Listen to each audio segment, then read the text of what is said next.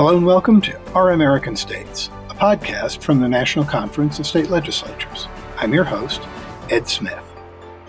I like working in the legislature because I think that it is one of the most unique job opportunities. Unlike anything that any of my peers outside my legislative bubble do or experience in their regular day-to-day. That was Kate Wolf, a legislative aide in the Nebraska Legislature and one of my guests on this podcast. We're also joined by Morgan Hall, a fiscal analyst in the Georgia House Budget Office.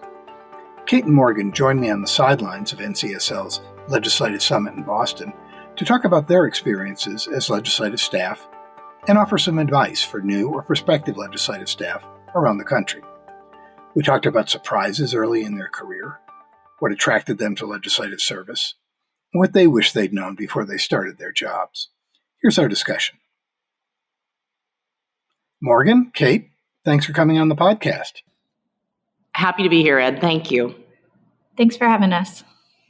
To start, I wonder if maybe each of you could tell us about your role in the legislature, how long you've been there, and maybe most important, why you work for the legislature. And Kate, why don't you go first? I'm a legislative aide in the Nebraska unicameral. I'm an aide. I work for one senator and work on her policy agenda. I started in the legislature 15 years ago, and the current member that I'm working with is my fourth, thanks to term limits. I like working in the legislature because I think that it is one of the most unique job opportunities. Unlike anything that any of my peers outside my legislative bubble do or experience in their regular day-to-day. And Morgan, how about for you? I work for the Georgia House of Representatives. I am a senior budget and policy analyst in the House Budget and Research Office. Our office is unique in that we do both budget and policy for all 180 House members of Georgia. And I right now work on health policy, so I work for all of the health chairmen in appropriations and the standing committees. Let's talk a little bit about when you first went to work for the legislature. And Morgan, what was the biggest surprise that you encountered in your early days there? For me, it's the pace of the legislative session. It starts a little bit slow and really builds, and it's hard to grasp if you've never done that before. And Kate, I wonder, could you share a best moment and a worst moment from your first year or so in the legislature? That was a long time ago, Ed. I think, a best moment was when I started. I was a committee clerk to the Business and Labor Committee, and I had come to the legislature from a very sort of partisan side of the political scheme, and sitting and listening to testimony, proponents and opponents, and saw the dearest lady, elderly lady who came and testified that completely changed the entire committee's perspective on a piece of legislation. Being part of that, being witness to that, set me, I think, in a right direction of exactly the importance of folks coming and weighing in on legislation. And then the other side of the coin, you said worst moments. In the early days of social media, I made a very poor decision to make a tongue-in-cheek comment on Twitter about members, and that got back to senator that I worked for, and I wasn't in big trouble, but I think I learned a valuable lesson about the importance of the relationships and how you can, one innocent little joke can really affect how people see you. Well, that's not the first story I've heard of staff stumbling on social media. I'd like to ask you both this question because I think it's such an important one. How do you learn the legislative process? Where did you go for guidance? Did you have mentors? Kate, what are your thoughts? When I joined the Nebraska Legislature, I didn't even know how a bill became a law. I was recruited to come work for this member, and I was very fortunate to have very good mentors as coworkers. We had an office of 3 staff and a legislative aide and an attorney for the committee. And they really guided me, helped me learn the process. One had been their longstanding staff member. I don't think that our handwritten guides at that time were very helpful at all. I know that they have improved that significantly, but it was mentors and other staff teaching me what I needed to know. Well, there is a lot of nuance to the process, so a written guide might not be quite enough. I'm glad you had good guides. Morgan, how about for you? Much like Kate, I really relied on my experiences with my coworkers and even the members. Being right out of college when I started my job, it was very easy and welcome from our members to say, hey, I don't know how this works. Do you know? And if you don't, then, we could go to different offices. We're very lucky in that our offices work well together, not only our research and budget offices, but also our clerk's office and our legislative council. And everybody is very willing to help you and guide you through. It's also easier to help somebody on the front end than to have to go behind and help on the back end. So it's been a really great experience to get to know those people and build those relationships, but also learn a lot along the way. We've done a version of this podcast a couple of times before because we love to hear staff talk about their jobs. For those not in the legislative world, the focus is often only on the elected members, but we know that legislative staff are critical to keeping the trains running. So we've always used this shorthand for this podcast that it's the What I Wish I Knew podcast. So let me put that question to both of you. What do you wish you knew about your job or about the legislature before you started? Morgan, why don't you start? I wish I knew I didn't have to have all the answers. It is very daunting for someone to say, well, this is my policy expert, and then not know an answer. So knowing that it's okay to say, I don't know about this specific question, let me get back to you, and to still be a resource, but not feel like I'm put on the spot every second of every day. And Kate, how about for you? Do you remember that far back, what you wish you knew 15 years ago when you first started in on this journey? Ed, I had been mentioned that I didn't know how a bill became a law. And, my coworker stuck one of the little booklets that we give to fourth graders when they tour the Capitol in my hand. And I, kind of got to see the unique process in the one house legislature. I wish I hadn't been so worried about that. I wish I had known that it's about relationships with other staff. We're a nonpartisan legislature, but we still, it's still Republicans and Democrats every day. And that building and forging relationships with staff from every office, regardless of their partisan kind of personal ideals, that those relationships will carry the day far more than being worried about the technical process. Thanks, Kate. I'll be right back with the rest of our discussion after this short break.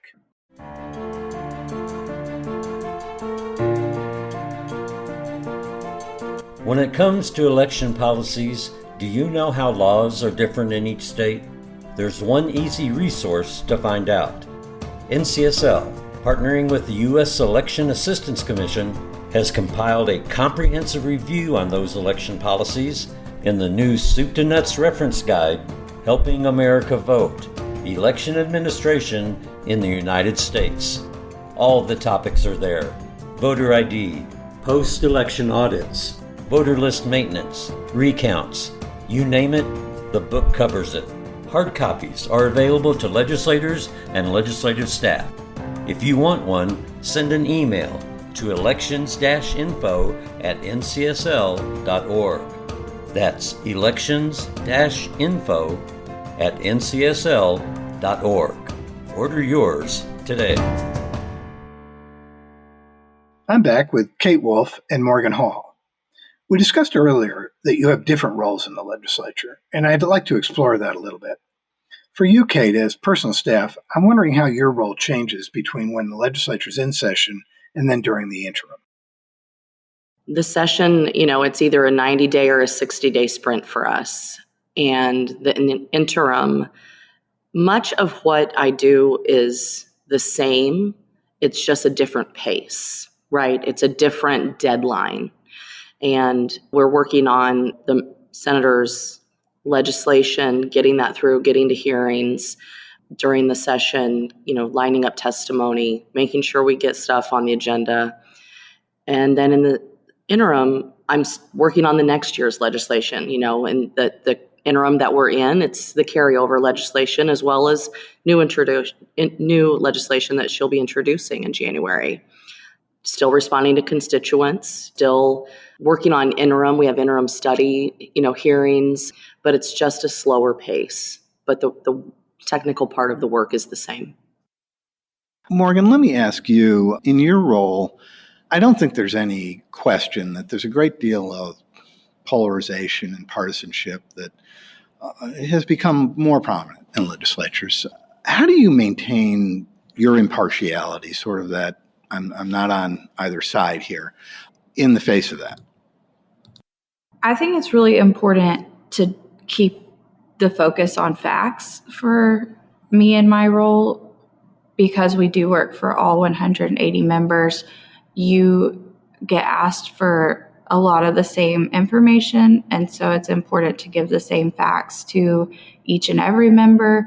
And honestly, it's one of my favorite things about my role is to see what comes out of that, to know that I provided information, and then to see where it goes from there when the member has it. And keeping that focus really helps keep the impartiality. Morgan, let me stick with you for a second. We're, of course, talking to legislative staff here, and we hope some younger people who maybe are interested in legislative careers. And I wonder if you have any thoughts about maybe what attitude to take in order to be successful in the legislature. Keep an open mind. Keep an open mind on the issues that are before you. Keep an open mind on solutions that can be presented to different roles that you could take. There are a lot of people involved in making the legislature work, and the role you start in may not be the role that you finish in, but it's all about growth and being able to keep an open perspective on what's in front of you. I think that's probably great advice for life from my perspective. Okay, let me ask you, from your tenure, what lessons, successes, failures, what kind of advice would you give to people if they're thinking about a career, maybe they're early in a legislative career? What would your advice be? My main advice would be you can't dwell on either for very long. You're going to have your successes, and you're going to remember them and carry pride, and everyone else is going to forget.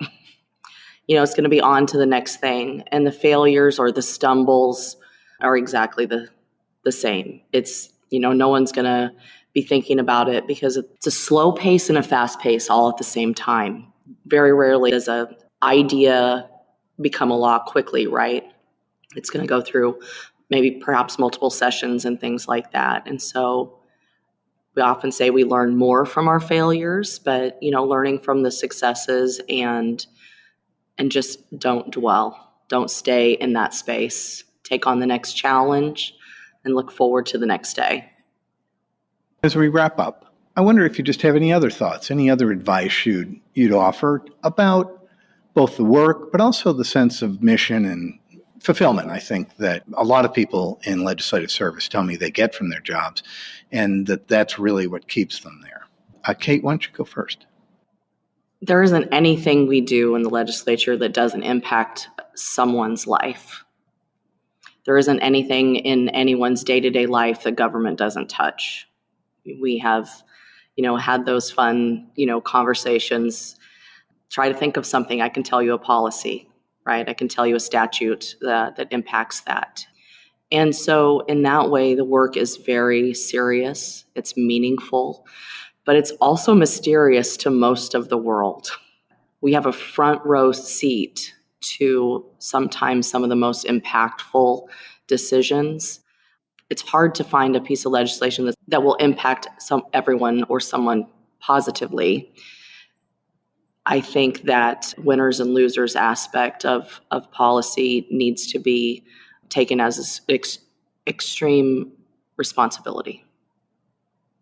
And Morgan, how about for you? When you think about your service in the legislature, and if you were talking to a high school senior who's thinking about going to college and what they want to major in, what would you tell them that you want them to consider if they might be thinking about working in a legislature? Working in the legislature gives you such a broad experience to both the technical aspects of how a bill becomes a law or committee procedure, but it also gives you a front row seat to people's life stories. And when you're sitting in a committee room and you're talking about something very technical and somebody walks up and, for example, we had a bill about prosthetics and they were literally discussing how this legislation would allow them to better take a shower. And those are meaningful moments. And I think that being able to see multiple aspects of everything you do. I think that's such a really important point, that when we talk about policy, so often it's pretty abstract. And when you bring it down to a story about somebody and how it affects their lives, boy, it makes all the difference in the world. And you both have the opportunity, as you said, to have a front row seat to see that happen. And, thank you so much for sharing this experiences with us. And I hope that some people who maybe are interested in legislative service might listen to this podcast and say, well, I'm going to give that a try. So thank you and take care. Thank you so much, Ed, and thank you to NCSL for this great opportunity. Thank you so much for having us, and we're grateful to be part of NCSL. I've been talking with Kate Wolf and Morgan Hall about legislative service. Thanks for listening. You can find NCSL podcasts wherever you get your podcasts. This podcast, Our American States, dives into some of the most challenging public policy issues facing legislators. Our occasional series, Across the Aisle, features stories of bipartisanship. You can also check out our special series, Building Democracy, on the history of legislatures.